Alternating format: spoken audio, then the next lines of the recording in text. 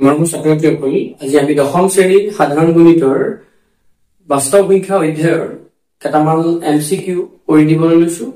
তোমালোকে যদি আমাৰ চেনেল প্ৰিজম ক্লাছেছ পাঠশালা সাবস্ক্ৰাইব কৰা নাই, সাবস্ক্ৰাইব কৰিব পাৰা। ভাল লাগিলে ভিডিঅটো শ্বেয়াৰ কৰিব পাৰা আৰু তোমালোকৰ মতামত কমেন্টৰ সহায়ত জনাব পাৰা। আমি চাওঁ এটা কুৱেশ্যন চাওঁ। ষষ্ঠ, সপ্তম আৰু অষ্টম শ্ৰেণীত যথাক্ৰমে 312, 260 আৰু 156 গৰাকী ছাত্ৰ-ছাত্ৰী আছে। মানে 6ত কিমান আছে? ষষ্ঠত আছে 312, সপ্তমত আছে 260 আৰু অষ্টমত আছে 156 গৰাকী ছাত্ৰ-ছাত্ৰী। ছাত্ৰ-ছাত্ৰীসকলৰ শিক্ষামূলক ভ্ৰমণৰ বাবে গাড়ী ঠিক কৰা হ'ল। মানে পিকনিকত যাব বা এডুকেশ্যনেল টুৰত যাব, গাড়ীত যাব।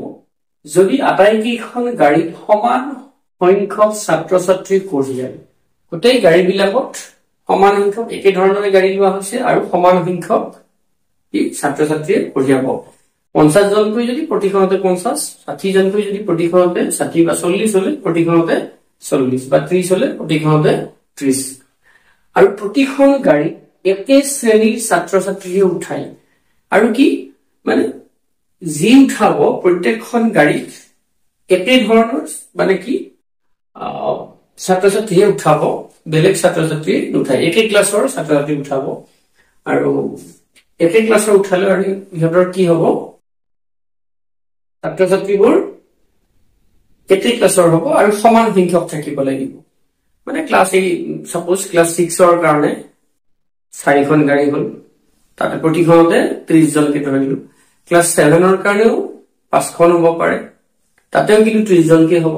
ক্লাছ 8ৰো 30 জনকে হব, 6খন গাড়ী হব পাৰে, সেইটো বা 3খন গাড়ী হব পাৰে, সেইটো সংখ্যাৰ ওপৰত নিৰ্ভৰ কৰিব। গতিকে এইটো আমি যদি কৰিব লাগে, নিশ্চয় প্ৰথম কথা কুৱেশ্যনটো বুজি পাব লাগিব। কুৱেশ্যনটো নিশ্চয় বুজি পাইছা কি গাড়ী প্ৰতিখন গাড়ীত সমান সংখ্যক ছাত্ৰ-ছাত্ৰী। আৰু এইটো এটা ফাৰ্ষ্ট কণ্ডিশ্যন, প্ৰথম চৰ্ত। আৰু দ্বিতীয় চৰ্ত হল মানে গাড়ী বিলাকত মিক্স মানে ছাত্ৰ-ছাত্ৰী নাযাব, কি একে ক্লাছৰ ছাত্ৰ-ছাত্ৰীহে গাড়ী বিলাকত নিয়া হব। গতিকে এতিয়া তাৰ কাৰণে আমি কি উলিয়াব লাগিব? এই যিকেইটা সংখ্যা আছে 312, 260 আৰু 156, ইয়াৰ যদি আমি গসাউ উলিয়াও তেতিয়া সেই গসাউটোৱে হব প্ৰত্যেকটোৰ মানে প্ৰত্যেকখন বাছত নিয়া ছাত্ৰ-ছাত্ৰীৰ সংখ্যা। আমি চাওঁ এতিয়া ইয়াত কিহেৰে হৰণ যাব? 2ৰে হৰণ যাব। 2 1 গুণ 2, 2 11, 2 5 গুণ 10, 6 হল। তাৰপিছত এইটো 130, 2ৰে 2 7 গুণ 14, 1 16, 2 গুণ 16। গতিকে আৰু কি হৈ যাব? আমি 2ৰে কৰিব পাৰিম, 2 7 গুণ 14, 2 8 গুণ 16। তাৰপিছত আকৌ আমি এইটো কিহেৰে 2ৰে 2 6 গুণ 12, 1 5 গুণ 10। তাৰপিছত এইটো 2 3 গুণ 6, 1 18, 2 9 গুণ 18। তাৰপিছত কিহেৰে যাব? 13,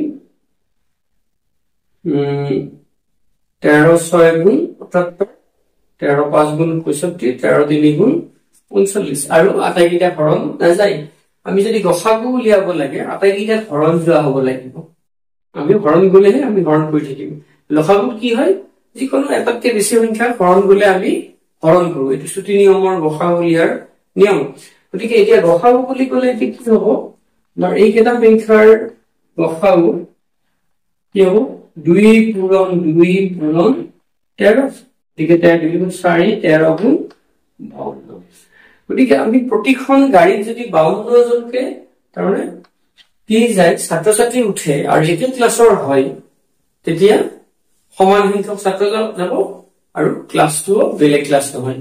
তাৰমানে এতিয়া 52ৰে এইটোক যদি আমি হৰণ কৰো, 312ক যদি হৰণ কৰো কেইবাৰ হব?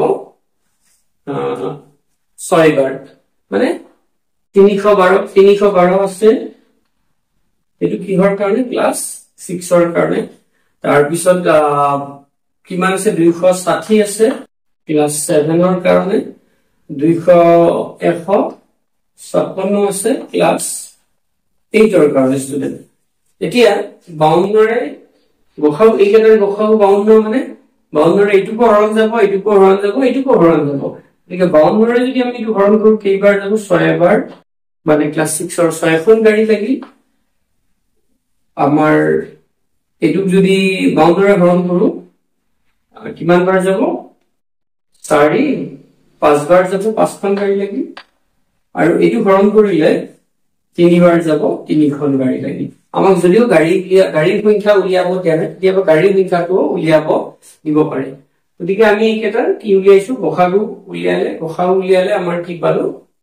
এই আমাৰ উলিয়াব লগা যেটো এনসাৰ যেটো উত্তৰ হেতু পাইছো নিশ্চয় বুজি পাইছা এইটো গতিকে এতিয়া কেতিয়াবা কি দিব পাৰে গাড়ীৰ সংখ্যাটো দিব পাৰে কেতিয়াবা উলিয়াব দিব পাৰে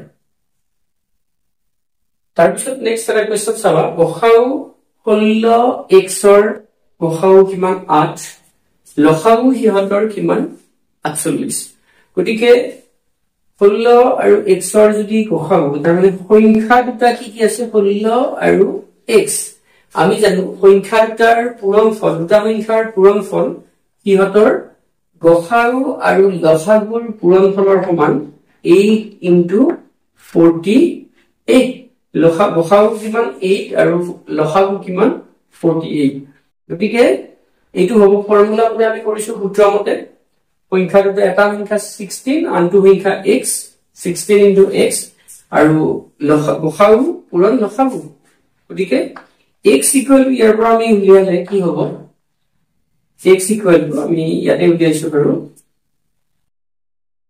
x =